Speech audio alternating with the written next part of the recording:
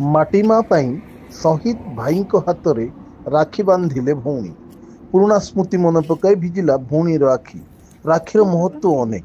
भाई भौणी को एक नियारा संपर्क बांधि रखि ए राखी कहीं क्यों दूर रे भाई भौणी को टाणी आनी थाए।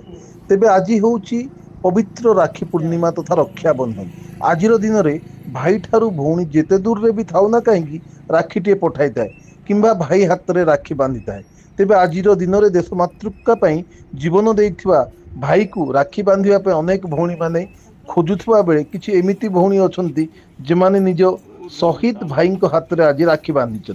एमिति एक चित्र आसी मालकानगिरी जिला सीमांतवर्ती छत्तीसगढ़ एराबोर अंचल जोटी शहीद भाई निर्मित प्रतिमूर्तिर हाथ में राखी बांधि अनेक भौणी।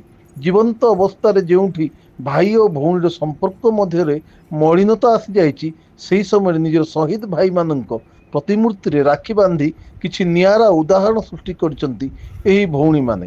कथारे अछि भाई एवं भौणी मध्य संपर्क अमर अटे। राखी केवल एक सूत्र नुहे, यह भाई एवं भौणी मध्य प्रेमर अविस्मरणीय बंधन जहाँ एक भौणी सर्वदा निज भाई हाथ में बांधि थाए एवं तांको सुरक्षा देवाई शपथ नहीं थाए। यही संपर्कर सुगंध कदापि कमे नहीं जार जीवंत चित्र आज देखा मिली राबोर ग्राम में जोटी देश को सुरक्षा देवाई निज जीवन को उत्सर्ग कर 12 जन शहीद भाई प्रतिमूर्ति रे राखी बांधि यही पवित्र संपर्क बजाय रखिंट भौणी मैंने। यही जवान मैंने देश मातृकता को सुरक्षा देवाई विगत 14 वर्ष तले माओवादी लड़ाई कर निज जीवन को बलिदान देते। 14 वर्ष पर आजीवन से शहीद भाई निज भौणी स्मृति में बंचिंट। स्मृति को मन पकाई प्रतिमूर्ति रे राखी बांधुवा भौणी मान आखि लुह भिजी जाइए।